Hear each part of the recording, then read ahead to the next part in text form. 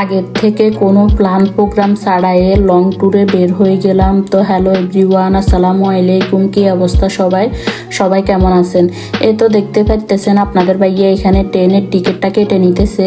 তো প্রথমে সকালবেলা আমরা বাসা থেকে বের হয়ে নাস্তা করে নিলাম। এরপরে আমি আবার কিছু আলিমেন্টারি থেকে কিছু শুকনা খাবার নিয়ে নিলাম, যেহেতু লং ট্যুর, সাথে বাচ্চারা আছে, কিছু খাবার দাওয়ার সাথে থাকলে ভালো।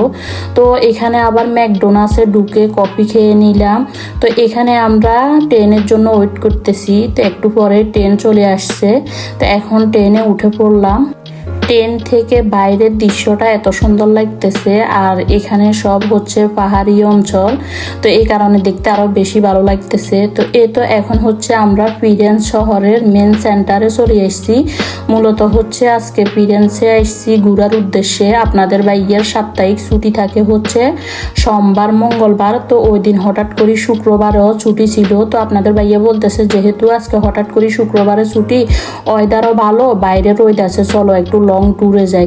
তো যদিও আসলে লং ট্যুরে যেতে হলে সকাল সকালে বের হইতে হয়। তো ওই দিন আমাদের আরও কিছু অফিসিয়াল কাজ থাকার কারণে যদিও বাসা থেকে বের হইতে একটু লেটে হয়ে গেছে, হাতে সময় বেশি ছিল না। যাই হোক, তারপরেও যতটুকু সময় ছিল আপনাদের ভাইয়া বলতেছে না যেহেতু ওয়েদার ভালো, চলো আজকে একটু লং ট্যুরে যাই। তো এখানে এসে আমি অলরেডি আপনাদের সাথে লাইভে শেয়ার করছিলাম। আসলে এখানে আমরা ফিরেন্সের যে পিয়াসাটা থাকে, পিয়াসা মিকেলে আঞ্জেলা, তো ওইটাতে প্রথমে চলে আসছি। আর এটাতে আসতে যে ফিরেন্স শহরের যে সেন্টার, মেন সেন্টার থেকে আরেকটা বাস ধরে আসতে প্রায় আধা ঘন্টার মতো লাগে। যদিও ডাইরেক্ট বাস, এই কারণে আর আসতে সমস্যা হয় না, যাতায়াত সুবিধা ভালো। মানে মেন সেন্টার থেকে এখানে আসার জন্য আলাদা বাস আছে, শুধু টিকিট কেটে নিলে এরপরে আপনার বাসে আসতে প্রায় আধা ঘন্টার মতো লাগে ডাইরেক্ট বাস। সবাইকে আগের থেকে সরি বলে নিতেছি, কারণ ভিডিওটা ছিল কিছুদিন আগের।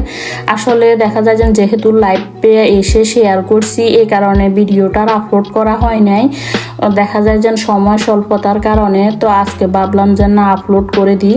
তো এখানে হচ্ছে আবার লাইভ মিউজিক চলতেছে, আর এখানে পাশাপাশি আমরা কিছুক্ষণ ঘোরাঘুরি করার পরে বসে হালকা পাতলা কিছু খেয়ে নিলাম। এখন হচ্ছে একটা বাঙালি দোকানে চলে এসেছি। ফিরেন্সে আসলে কয়েকটা বাঙালি খাবারের দোকান আছে, তার ভিতরে আমরা সব সময় এটাতে আসি। এ নিয়ে ফিরেন্সে আমরা প্রায় 4 বার যাওয়া পড়ছে। তো প্রত্যেকবারে আমরা এই দোকানটাতে খাই, কারণ এখানে দোকানটার খাবারের মান অনেক ভালো।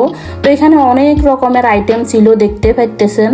তো আমরা এখানে প্রথমে দেখতেছি যে কি খাবো, তো পরে অর্ডার দিয়ে দিলাম। তো এখানে আমরা বাটার চিকেন, পাশাপাশি গরুর বর, ডাল, ভর্তা, মাছ, সবজি, অনেক রকমের আইটেম অর্ডার দিয়েছি। আসলে ওই দিন আমরা দুপুরের খাবার খেতে একটু লেটও হয়ে গেছে, ছোটোখাটো একটা দুর্ঘটনা ঘটছিল। যাই হোক, ওইটা ডিটেলসে বললাম না।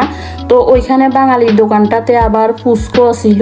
তো খাওয়া দাওয়া শেষ করার পরে পেট তো এমনিতে ফুল হয়ে গেছে, তখন আবার শুনলাম যে ফুচকা আছে, কিন্তু ফুচকা তো আর মিস করা যায় না। তো পরে লাস্টে 1 প্লেট ফুচকা নিয়ে নিলাম। তো ওইখানে খাওয়া দাওয়ার কথা যেটা বলতে লাগছিলাম, এই দোকানটার খাবার অনেক মজা, পাশাপাশি মিষ্টি আইটেমগুলো অনেক মজা। তো ওইখান থেকে আমরা খাওয়া দাওয়া শেষ করে এখন চলে আসছি ওই গির্জার কাছে। তো এই যে দেখতে পাইতেছেন এখানে যে গোল্ডেন কালারের, এটা হচ্ছে স্বর্ণের গেট, এটা ফিরেন্সের স্বর্ণের গেট বলে আর কি সবাই।